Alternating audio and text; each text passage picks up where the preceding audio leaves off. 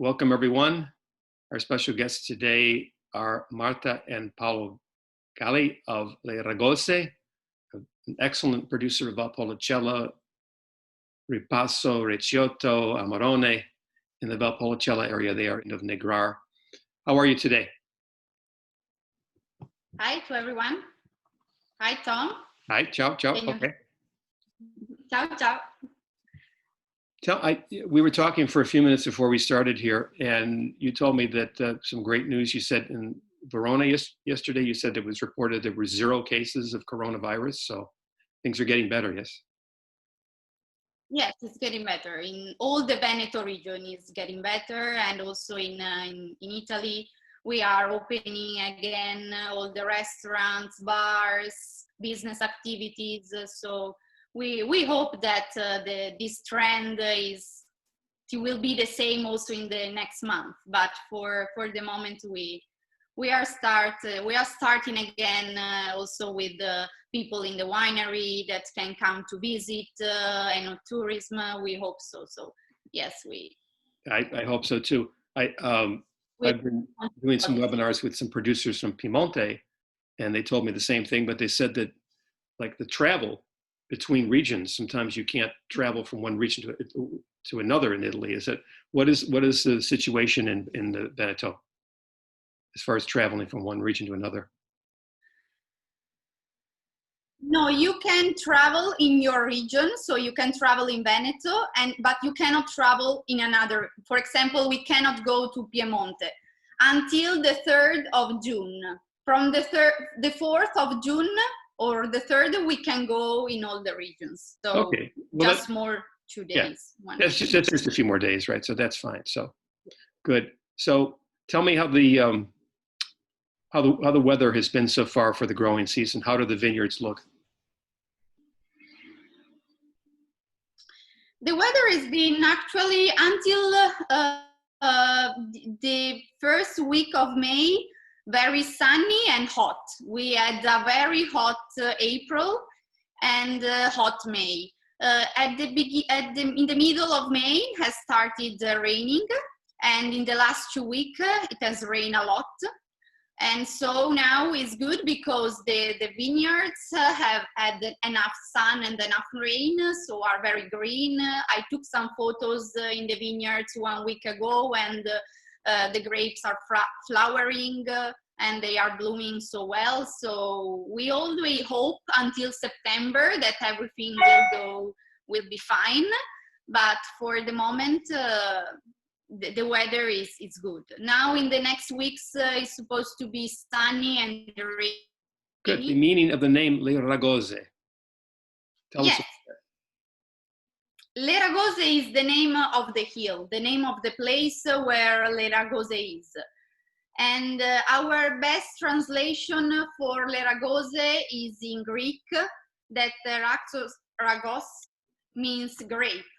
So this is our best translation, because if in the past they named this place Le Ragose, and probably the best translation is Ragos, it means that this place was so suitable for growing grapes. Okay. Also, when they bought the estate, we have documents that Le Ragose, there are vineyards in Le Ragose since 400 years. So a lot of years ago, and in the past they didn't have irrigation techniques, so they planted where the soil was good, where the exposure was good. So I think it's named after grape. Okay. So, and you were in the commune of Negrar, see? Yes, we are in Valpolicella Classica. Right. In the commune of Negrar, on the eastern side of the Valpolicella Classica. Okay, and let's talk a little bit about the origins of Le Ragose. From what I see on your website, this is 1969 is when you started producing wine? Yes, Le Ragose was my grandfather and my grandmother. My grandfather, Sanaldo Galli, and my grandmother, Marta Galli, bought Le Ragose in 1969. My grandfather was an enologist for 50 years, and he decided to buy Le Ragose because he wanted to produce a small quantity of a high quality. My grandmother, she was the image of the winery. She was one of the first women in wine. And when she started to sell the wine, she was a mother, because she was a mother of 4 children. And my grandfather told her, okay, now you have to sell the wine. And this is the reason why I always smile, because the first thing that my grandfather told to my grandmother to sell the wine was to smile, and after to learn about wine. So my grandmother, she was one of the first women in wine in Italy. She was one of the founders of the organization Women in Wine, because at that time, women were very, very few in the business, Right. and it was mainly a man world. And so she, with a group of women, she founded this organization that Le Donne del Vino, that I now I part of this organization since 1 year ago. And they decided to buy the Le Ragose, and for my grandfather, when he bought Le Ragose, he first decided the place. So he said, okay, I want to produce high quality wines. And to produce high quality wines, I need a very good place with good soil, with good exposure. And he fell in love of Le Ragose. The first vineyard that when he bought the winery, there were just 1 vineyard planted, and that was the vineyard of Le Sassine. That is a vineyard that is located in the lowest part of the winery. And it's a very special vineyard because they founded ancient local varieties in that vineyard, that old varieties of Valpolicella, they decided to keep the clones. So they found it very special, special varieties, special soil, special climate. Okay. So this is okay. I'm going to put up a picture of some of your estate vineyards, and Paolo, maybe you can talk a little bit about this, because this is one of the things that you're known for, is that you have some of the highest vineyards in terms of elevation in the entire Valpolicella area. So tell us about what we're looking at here. Our vineyards in the past now is the same. We are more or less 300 meter high, from 230 Le Sassine until 400 meters. The top of the hill is the eastern side of Valpolicella Classica, with exposure to south, west-south, open on the Po Valley, on the Garda Lake, on our mountains. Is very nice. In the past was very frequent fog, and was the first place always without fog, and was very important to dry the grapes. Because remember, in the past was not like now.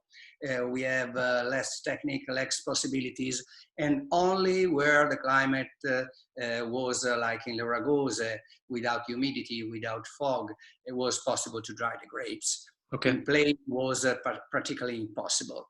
And it's a particular place because it's a mix of different soil, volcanic, sedimentary, and clay.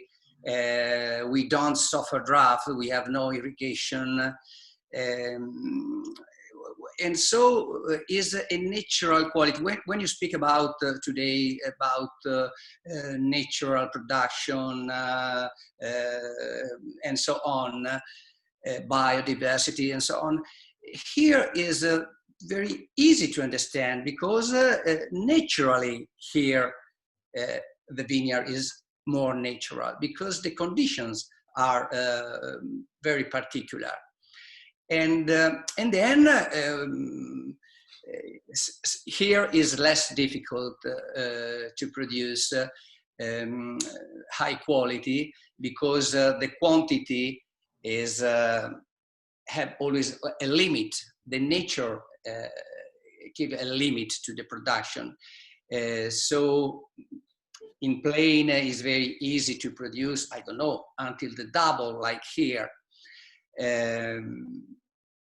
And we age for a long time. Is not a choice, and not always a choice, but our experience, our knowledge here make us sure about the possibility to age the wines for a long time, and to have at the same time elegance, fineness. Oster wine is maybe an old style, maybe an old idea about wines, about Amarone. Often people say that is more a French idea about wine than an Italian idea. But here, if you visit Le Ragose, you understand immediately that here we have to produce our wines, the wines of Le Ragose, and not a denomination, a name like Valpolicella, like Amarone. In general, is when we speak about wine everywhere, in general is for a medium quality, medium level, but in particular is for the best places. And then, of course, a good place is not sufficient to produce a top wine. But for me, actually, to have a great wine, always my idea, right, must have a vineyard behind. Today we have a lot of very, very good wines in the world, but for me, a great wine must have a vineyard, a great vineyard behind. Right. I don't know if it's your idea too, but this is my idea. Right. Well, I would agree with that, and I think that's a good point. So many people get wrapped up by, a name or a particular appellation, and it's like if you don't have, the best site, the best vineyards, you can't make great wine in the cellar. It has to come from the vineyard. So, let me ask you about the photo that we just saw with some of your highest vineyards. Number one, I noticed that the vineyards are basically pergola. And I would imagine, let's talk about climate change a little bit, that you've seen that. And I would imagine with climate change, with hotter days and warmer temperatures and more sunshine, it must be just great to have pergola, to have less sunshine on the grapes and to keep the grapes and the bunches cooler. So talk about that a little bit. Yes, we have always used pergola. Pergola is the best system in our place to growing grapes. Pergola, we use the Pergola Trentina Semplice, and we have this system since 1969. Why we use pergola? Pergola protect the grapes. Protect the grapes from the sun, as you said, with the climate change, with higher temperature, more sun. The leaves of the pergola protect the grapes. Also because we need to produce Amarone, so we need to have a very healthy grape. Right. And the pergola protects the grapes from the wind, protect the grapes from the rain. During summer, we have a lot of storms sometimes. And so the pergola protect the grapes also from storms. And so for us is the best system for growing grapes, and also for our type of products, because if you put an unhealthy grape in the appassimento warehouse, is it not healthy, is very bad, because you can have mushrooms, you can have illness. So the grapes must be very healthy, and for this reason we use pergola. Okay. Are there, I know many other producers use pergola as well, and of course now in the last 20, 30 years, more and more people are planting with Guyot.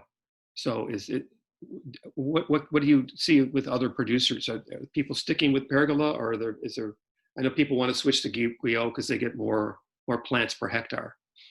Do you see a change, or? You want to answer, Paolo? Pergola, the choice is very easy. If you have Corvina, Corvinone, Rondinella, the three main grapes today, pergola is the best system. Okay. Marta said pergola protect. Pergola is perfect because everywhere you have the top of the sun on the leaves, and so and then here we often have a hailstorm, and we grow vineyards like in south of Italy for table grapes.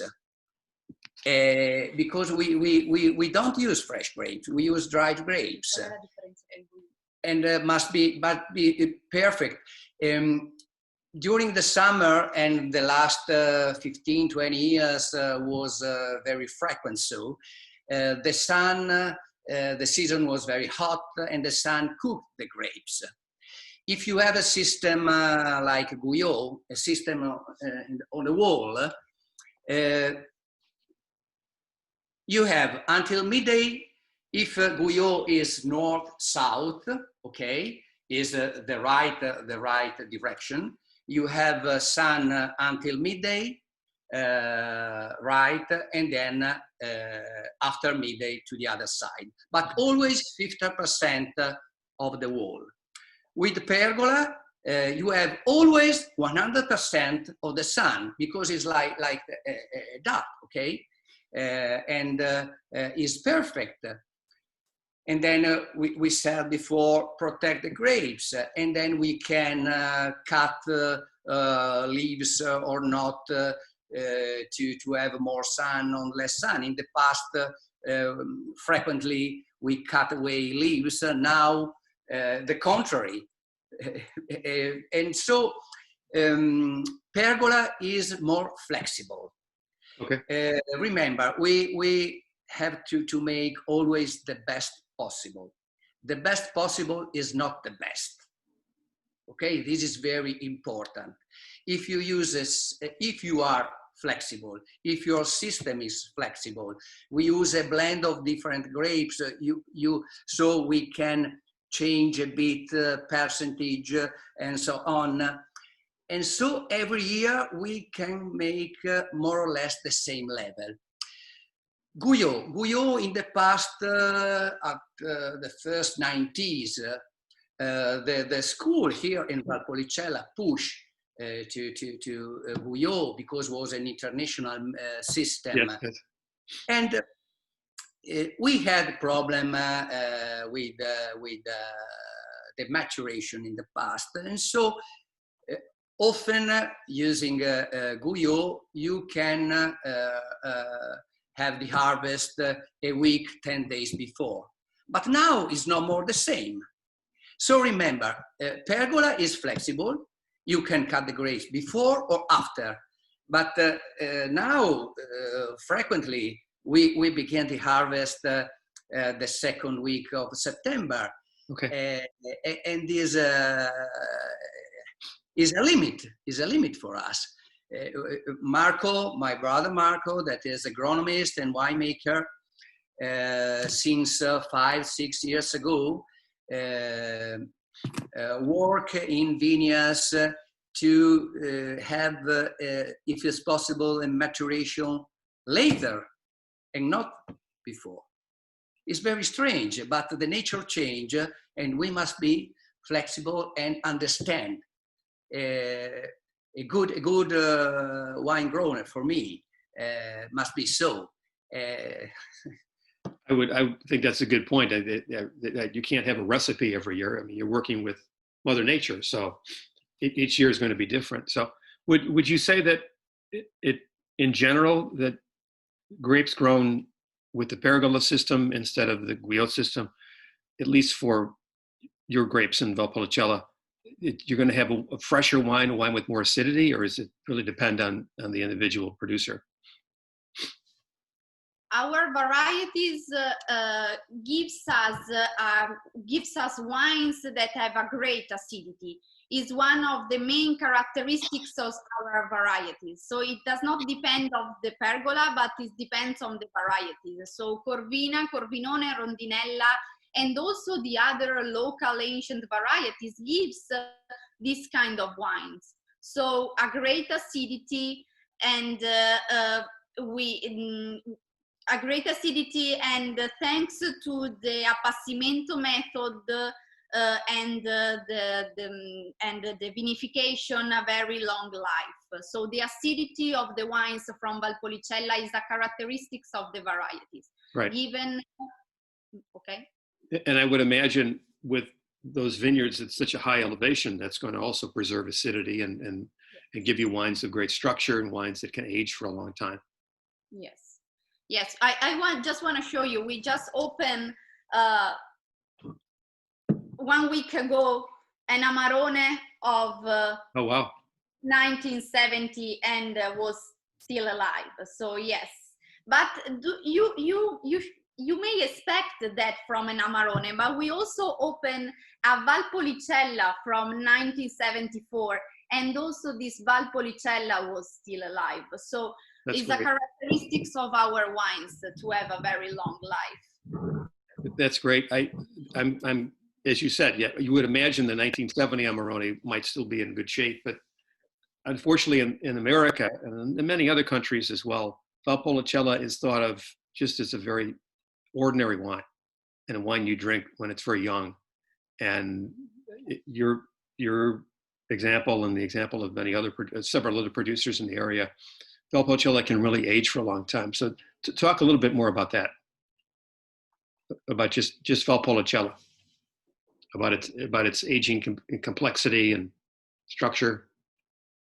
Yes, it's so the starting point is that we have a great position, a great soil, and we take care of our vineyards and of our grapes, like as my father said before, like a table grape. So we have an extremely care of our products. This is the first reason why we have so long aging.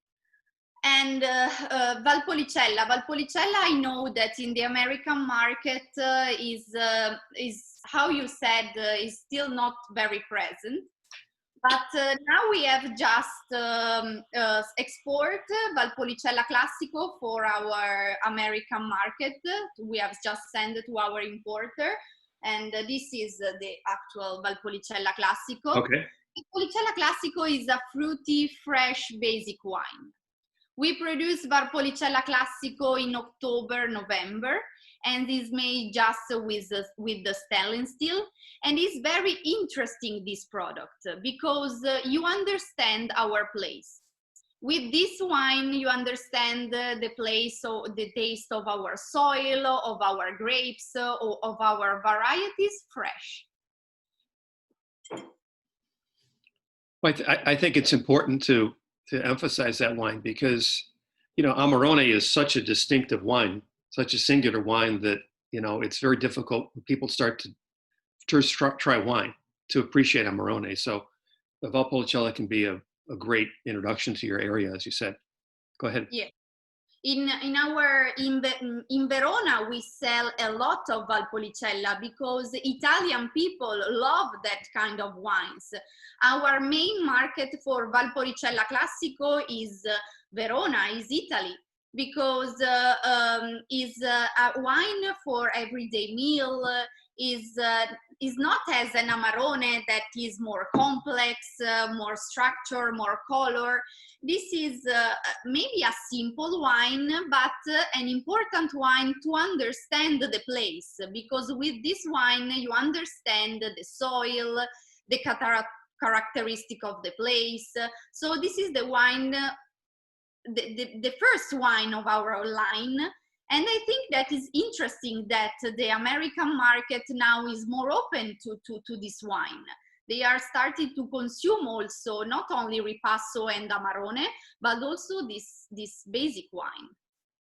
Yes, I would agree. It does take some time. And of course, it's great that you said that Verona is your main market for that, because that's the difference between growing up with wine, as people in Verona or in the area, you know, have had wine on their tables for, you know, since they were maybe 10 or 12 years old. And then here in America, you know, it's a lot of young people, you know, we're drinking vodkas and gin and rum and daiquiris and things like that. And then they start with wine. And then they learn about it through magazines and through publications and points and things like that. And so that's reserved quite often for the more famous wines. And I think it's much more enjoyable, like you said, as an everyday wine to have it with all different types of food. And that is changing. I think you're right. I think more and more consumers in America are turning away from some of the points. And, for a special occasion, yes, but for everyday drinking, and the price is perfect. It's not terribly expensive. They can do that every night. Yes. Yeah. And what's the current vintage on the Classico? This is 2019. 18. We released this vintage in April, at the beginning of April, and we release the new vintage of Valpolicella Classico for Vinitaly.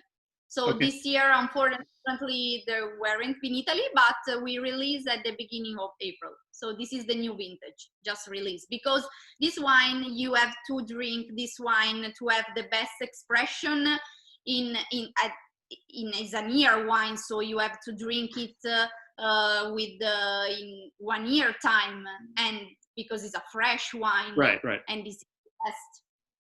Our Valpolicella Classico entered 2 years too, but we are on the hill. Normally enter 1 year.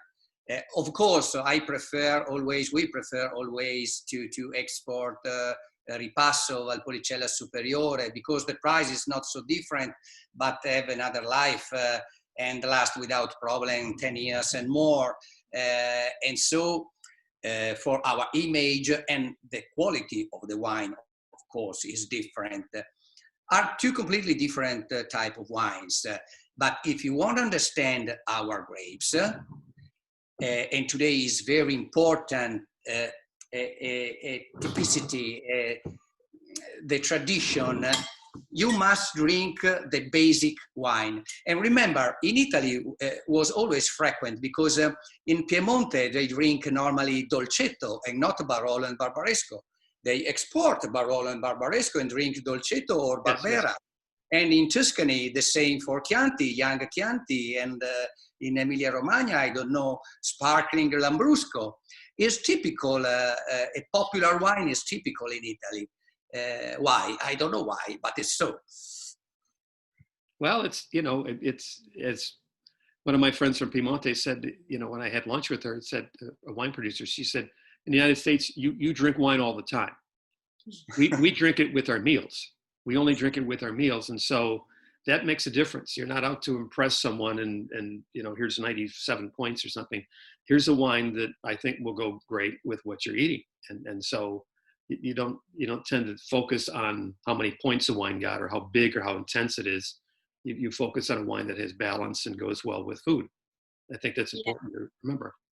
And again, that's changing in America, but more and more people are looking at that and not getting so worried about points and things. But let's talk about the grapes, because there's Corvina, Corvignone, Rondinella, and some other grapes. But I always get asked the question, but what is the difference between Corvina and Corvignone? Corvina is the most important because the original taste of our wines in general, from the young Valpolicella to Amarone, is pepper and spices. And pepper and spices come from Corvina. Okay. Different clones of Corvina, more quantity, less quantity, but the character is always spices and pepper. Is a delicate grape, but if you grow in the best way possible in vineyards, you can have a very good result. Remember, we dry the grapes. We lose normally minimum 30% in water. And so our grapes must be generous, because if you dry Merlot or Cabernet, you have no juice. Okay. And this is important too. Corvinone is not a big Corvina. Is a different grape, have more water, and is important because you can have the right balance water structure, okay, using Corvinone. And the third one is Rondinella. Rondinella is a bit like Paga Debit in Emilia-Romagna. Every year have more or less good results and good quality. Probably never is the top, but never is very, very low quality. Okay. Today, we use 50% Corvina, 20% Corvinone, and 20% Rondinella. And then 10% is a mix of other Toriside grapes, old varieties, but not so important because if you use 1-2% of a single grape, you don't change. Of course. But 10%, a mix of 10% gives something particular, and is important because we continue to have by the state biodiversity, and maybe is not so important now, but maybe will be important in 20, 30, 40 years time to have these different grapes. The last years was possible to use very different percentages of these grapes, until 95% of Corvina and then 5% of Rondinella. Today it's possible to use all you want. You can change, but minimum you must have 5% of Rondinella. Okay. Corvinone you can change every year. Of course, if you have the vineyards, the percentage is more or less the same. And with Corvina, is it what, 50 or 70% is the minimum for the Valpolicella? No, we have no more minimum. We have no more. In the past, we had a minimum, and now is free. You can use a different, like you want. But you must have 5% of Rondinella. Okay, thank you. Do you want me to show you a photo of the old varieties? Sure. I have. Okay, if you can put that up, that'd be great. It told me that I cannot show you because you disable the screen sharing from me. Is it true? Let's see if I can change that here. Let's see.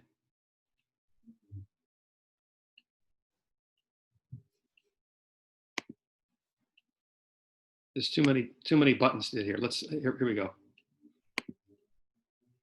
Now try it. Okay.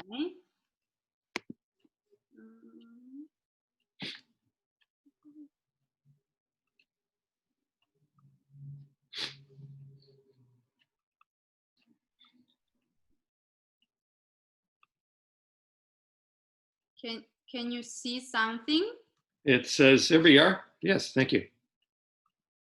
Beautiful vineyard shot. Okay. Yes, we know. Okay. Okay, I just show you some pictures more. This is the highest point. The one on the left is the highest point, and the one on the right is the lowest point of the winery. And these are some other pictures of the winery. And this is the photo. Oh, there we are. I took this photo last September in the vineyard, just before the harvest.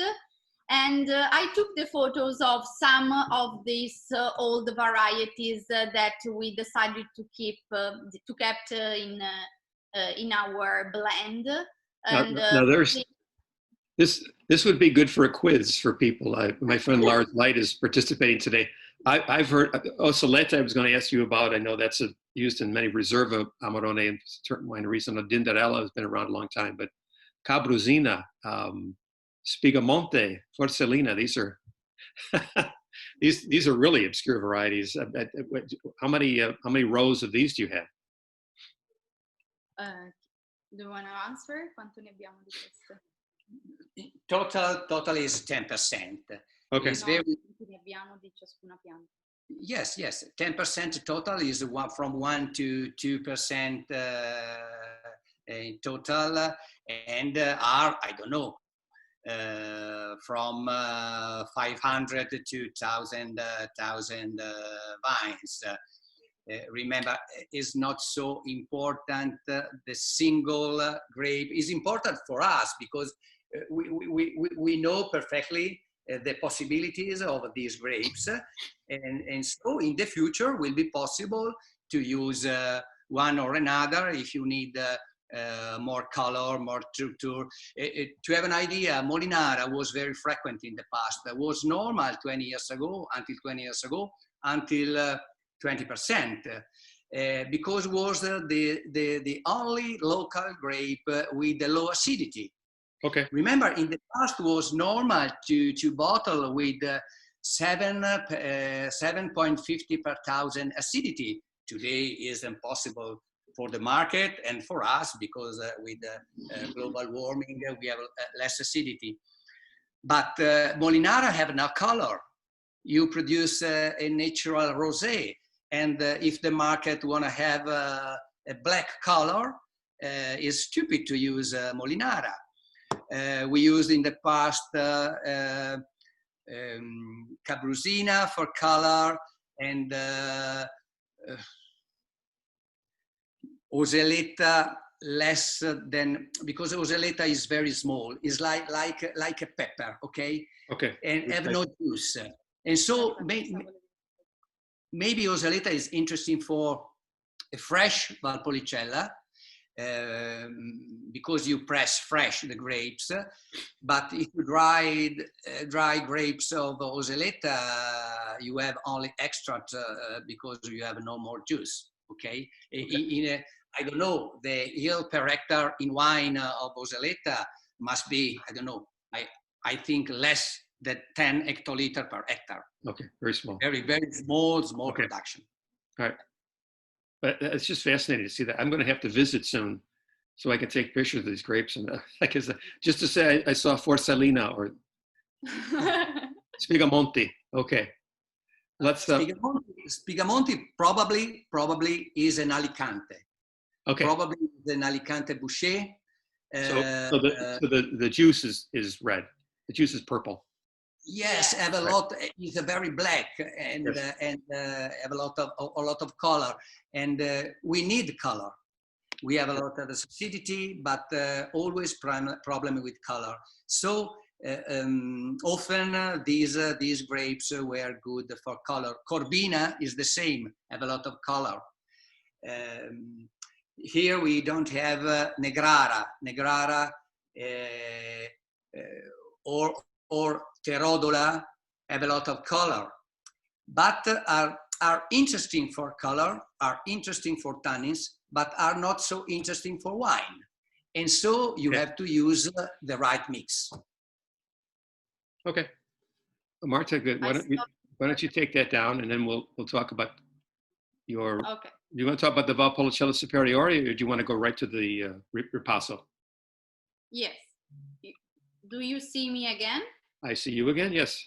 Okay. Go. Okay. So here we have the Ripasso. Okay.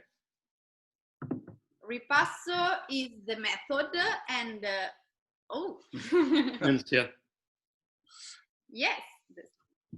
And Ripasso is the method. Ripasso is the second fermentation of these single fruity fresh wines on the skins of Amarone. So we produce Ripasso in a very traditional way, and we strictly respect the traditional way to produce Ripasso. There is 15 to 20% of Amarone in this wine. And so Amarone gives body, structure, color to the wine, and this becomes a medium body wine. Actually, the step is from this one that you can drink with the pasta, with the fish also, with very simple dishes, to Ripasso, that you can use a Ripasso with the red meat, with strong cheese, because thanks to the Amarone, it becomes a medium body wine. And we produce Ripasso in big barrel of Slavonian oak. And we as I said before, we want to maintain, to respect this tradition. We are a very traditional winery. Yes. Since 1969, we produce a Ripasso, and we produce our Amarone traditional in this traditional way. So Go ahead. I'm sorry. No, tell me. Well, I was going to say, just, I'm sure most people who are watching this know this, but so you make the Valpolicella in September or October. Yes. And then when you get to January, you're taking that wine and putting it on the lees of the Amarone, right? To extract some of that Amarone character in the wine. Yes, because the appassimento, we dry the grapes for 3 months. So from October, September until January. And in January, after the fermentation in stainless steel of the fresh Valpolicella, we put on the skins of Amarone. So this is the fermentation of the simple Valpolicella on the skins of Amarone. And after, we put in big barrel of Slavonian oak for 50 hectoliters. And this is the traditional barrels also for our Amarone. So this is really the traditional way to produce our Ripasso and our Amarone with the traditional grapes. So I say a lot of time traditional, but for us it's so important because it's the thing that characterizes Le Ragose. Yes. We produce wines that are very, very connected to the place, to our terroir, to our soil, and to our varieties, as we said before, but also to the traditional way to produce the wines. So my grandfather, he was maybe the first that uses a big warehouse to dry the grapes. For us, upon a hill, was not a problem to dry the grapes outside because we have very good climate. We are up above the winter fog, but in the plain, was very hard to dry the grapes outside because they have a lot of fog in the winter. And so my grandfather, Arnaldo Galli, he implemented the use of a warehouse to dry the grapes. And so now we have a big warehouse where we dry the grapes for our Amarone and for our Ripasso. And we have air control, humidity control, we move the air. So we have very healthy grapes. Okay. And yes. Is this warehouse, is it just used by you or are you with other producers in the area? I've seen some of the big warehouses. No. The warehouse is just us. We just produce you. Okay. The winery, everything in Le Ragose. Yes. Okay. No, just big because in the past, when we began in 1969, it was small. Now that we produce more bottle and so it's bigger. So why I say, this is the reason why I say big warehouse, but it's just for Le Ragose. Just we produce and from 100% production in Le Ragose, from the vineyard to the final sales of the wine, everything is made in Le Ragose. Okay. And are the grapes, when you're drying them, are they on the bamboo wood, or are you having them in plastic boxes?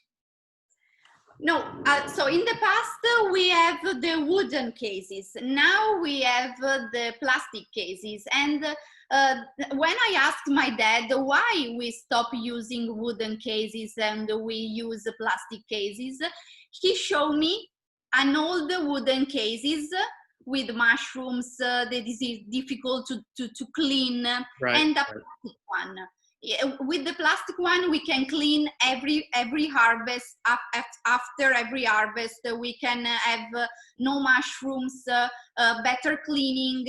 And so this is the reason why we have started to use the plastic one, because if you see the difference, you understand.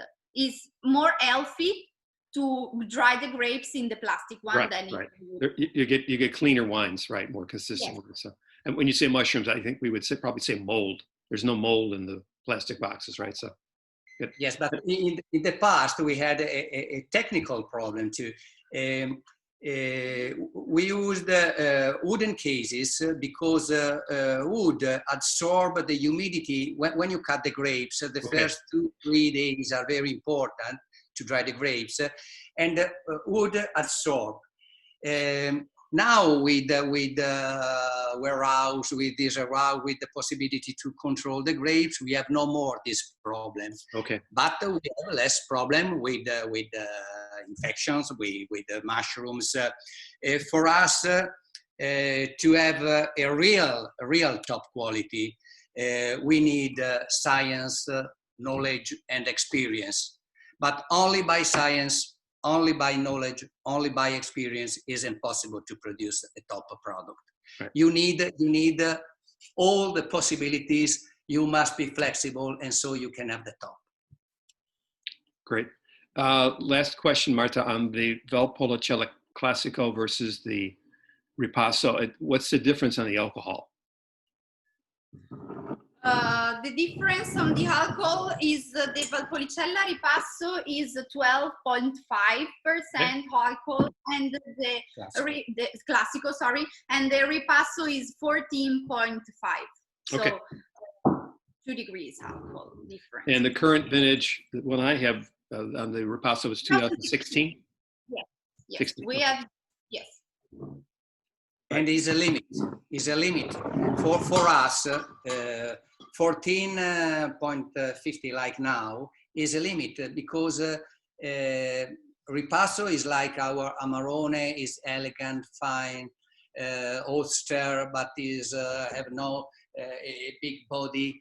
And so if you go over 14.50, you have no sufficient body. And so we must work to have maximum this alcohol. We prefer, if it's possible, 14 than 14.50. Okay. But it's difficult. Okay. Well, let's move to Amarone, which is the star.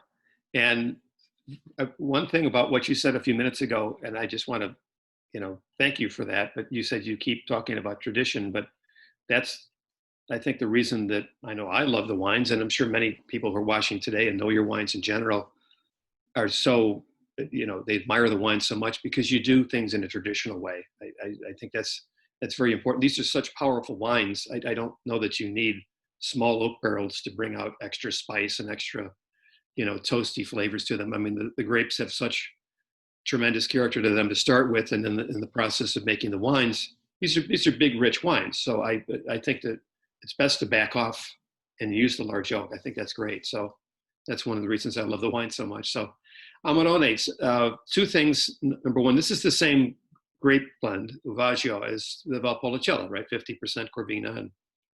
And I know you'll talk about it, but the current release, and I think this is fantastic, is 2009. And I know, there are many producers now that have released their 2016. So a wine that's less than 4 years old, and we all know that Amarone really needs a lot of time. So it can be difficult to hold on to wine for a long time because that's money and you need to sell your wine. But I have to congratulate you for holding your wine back so long. So the fact that 2009, we're looking at over 10 years now, is your current release, I think that's great. So tell us about the Amarone in general. Tell us about 2009 vintage. Yes. So our Amarone, my uncle, that is the enologist, the agronomist, and the winemaker, is the person behind our wines. And he always says that it's important not only, you don't have just to put the wine in the barrel and leave the wine. You have to follow the wine. Obviously, if you release a wine that of 4 years old is easier, and as you said, you have the money before. But for us, it's important the quality of the product. We want to put the wine on the market when it's ready. So we prefer to keep the wine in our cellar. Obviously, you have to take care more of the wine. You have to follow the wine because it stays 6-7 years in the barrels, so big barrels of Slavonian oak. So this is our choice. How I said before, when we bought the winery, we said we wanted to take a quality philosophy. So this wine, as I said before, is made with dry grapes. So we dry the grapes for 3 months. After we press the grapes, the fermentation is in Stellen still, usually in 8 to 12 months. And after we put in big barrels for 50 hectoliters and stay there for 6-7 years. Okay. Before selling our wines, we always put 1 year minimum the wine in the bottle. All right. And we wait the minimum 1 year in the bottle before they release. We release the Amarone 2009 before Christmas. Okay. So, and it's our philosophy, it's our way of producing, because Valpolicella, Corvina, Corvinone, and Rodinella can give great wines, but they need time. If you drink an Amarone very young, is not ready. And our Amarone can have a long life, because we can open Amarone of 1970 that is still alive, as we did last week. But to have that wine and to have that quality, we need time. So we released the Amarone of 10 years, and a lot of people during wine tasting tell me, oh, this is Amarone, is so young, it's so fresh, and say, okay, you find so fresh, but it has 10 years. Right, so right. It can live for 30, 40 years old. Well, so this is characteristic of our wine. Okay. And this 2009, particularly, since it's a current vintage, do you think it will age as long as that 1970? Do you think it will be great in another 25, 30 years? Yes, this one in particular, when we released in December, the first wine tasting where I've been actually in a wine tasting, yes, probably in at the beginning of December, and they told me, oh, this is very fresh. So this means that if they found it very fresh after 10, 11 years, they can find it very, very good for 20, 30 years. So yes, I tasted it. I tasted it earlier this morning, and it's like, and it does need a lot of time. It really is a young wine. So last year I had the 2008, which I thought was outstanding, and that is just, it had such beautiful acidity to it. I love that wine. So what are some other vintages, either recent that have already been released, or some new vintages that you've not released yet, that you think are really, really special for your Amarone? I think that it will be very special, the vintages of 2006. Yes, maybe it's easier to say that the last 20 years, probably only 2002 and 2014 was not top level, but Okay. all the others more or less had the same standard. Because remember, if you use dried grapes, it's very different. You suffer less for different season, for different climate, for different, because you have the possibility to use dried grapes, and so more or less in warehouse, you have the possibility to be flexible. Remember, flexible is an important word. But you said before, you can find Amarone 3-4 years old, but they have normally a high residual sugar. Yes. Because they are probably not ready, and the sugar confuse your mouth and smell a bit like Recioto, and so seem more round. Right. Okay, right. But the natural elegance, the natural roundness that give an Amarone, that have an Amarone 10 years old, is something different. Okay. Of course, it's a choice. If you prefer to have money before, you have to make another choice.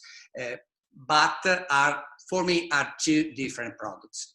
Of course, if you produce in plain, probably, I'm not sure, but probably the life of your Amarone is not like this one. But we are on the hill. We have to think, and we have to work, but we know our possibility, because this is the motive, because experience is so important, because every year you understand better how it's possible to make, how are the possibilities of your product. And without experience, in the past was frequent to understand, I have a famous consultant and have 50 consulants around Italy. Yes, but every year can make only one experience Right. by your state. Right. Right. Okay? Exactly. Of course, it's very important, but to have 50 years of experience, you need 50 years. Okay. We have about 4 or 5 minutes left, and we have to go. But so let's talk about one of my favorites, and that's something that not too many people drink all the time. But Recioto. Let's talk about that. And this was the original wine, wasn't it? Far before Amarone was created. So this goes back 1,000, 2,000 years, correct? In the area? Yes. Recioto is the original wine of Valpolicella. And indeed, in the past, Amarone was not a fashionable wine. People produce Recioto, not Amarone. And Amarone became popular in the last 30 years, but before, the wine of Valpolicella was, as you said, this one. Recioto is our sweet wine. Recioto is, we stop the fermentation of the Amarone, and so there is less alcohol and more sugar. And this is our dessert wine. This is, I don't know if Paolo wants to tell you the history of Recioto in the area, or just do you want? Just very briefly. We only have a very short time, just a minute or two. So. Okay, hai solo un minuto due. Yes, but Recioto come from Reccia. Reccia is this part of Ears, our right. face. Ears. But Corvina have normally a central side and then a small Reccia. But really, we never used in the past only a part. For us, in a popular way, una Reccia di uva is a small grape, okay? And so they used in the past the best grapes, small grapes for drying for Recioto and Amarone. Okay. In the past, the name was Recioto della Valpolicella, the sweet wine, and Amarone and Recioto della Valpolicella, Amarone, the dry wine. Dry wine, right. Yes. Okay. Because our Amarone is less than 1 gram liter sugar, so very, very dry wine. On the label here is Amarone Recioto della Valpolicella, the old label. A little higher. Yeah, there we go. Oh, there's the old label, right? Okay. And I noticed also then on this 2009 Amarone that I have that it's just a DOC sticker. It's not a DOCG, but that didn't start until 2010, correct? Yes. So here we will have a DOCG, but now we have DOC because it's the 2009. So right, the exactly. DOCG for 2010. Yes. Let me finish up with this. I mean, I certainly, you know, Amarone is so famous in America, and it's a big market for you, and yet, of course, it's unfortunately lost some popularity because I think it's just people think it's the alcohol's too much, and there's always a big philosophy here in the United States of, you know, we need to eat healthier, we need to eat lighter, and it goes also for the wine. So many people have kind of shied away from Amarone. So what do you tell people like that? And for people that say, well, Amarone doesn't go really very well with many foods, what is your response to that? My response is we produce wine for gastronomy, and Amarone, when I travel to sell the wine, a lot of people say, no, I don't want Amarone because it's too sweet, it's too heavy. But right. I always tell them you have to taste our Amarone because right. An Amarone with 7-10 gram liter sugar, I understand that it's difficult to drink during a meal, but an Amarone with less than 1 gram liter sugar, you can drink during a meal 1 bottle.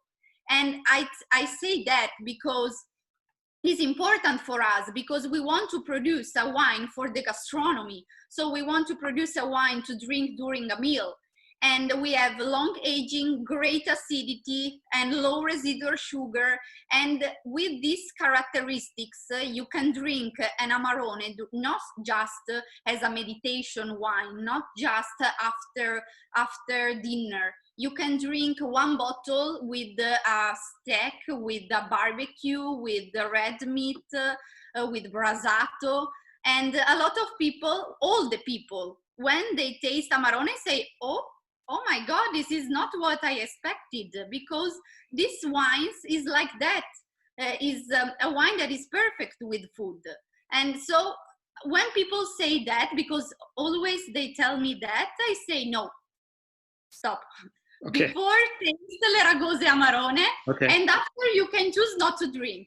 But before you have to taste. Okay, right. At least try it first. So that's great information, and I see a lot of friends that have tuned in today, and hopefully they're writing all this down and listening to all this and saying that yes, Amarone can go well with food. So I see that my friend Sarah Maule from your importer Wildman in New York is watching today. So Sarah, there'll be a quiz on this. I'm kidding. So no, I know you're doing a great job selling this. So thank you for this opportunity. This was great. We have to go. We're out of time, but I appreciate it, Paolo and Marta. So fingers crossed for a great 2020. And you know, again, I'm so glad that you stay with tradition and you continue to produce wines that way. You're among the best producers in the area, and it's a privilege to talk to you. And I'm definitely, it was about 8 years ago, I think I visited, so it's been too long. So hopefully in the September or October, I can come back and visit. So it'll be a pleasure. Sure. Okay. Okay. So. Be a pleasure for us. Ciao, ciao. Buona giornata, buon lavoro. Ciao, ciao. Thank you. Ciao, Tom. Ciao.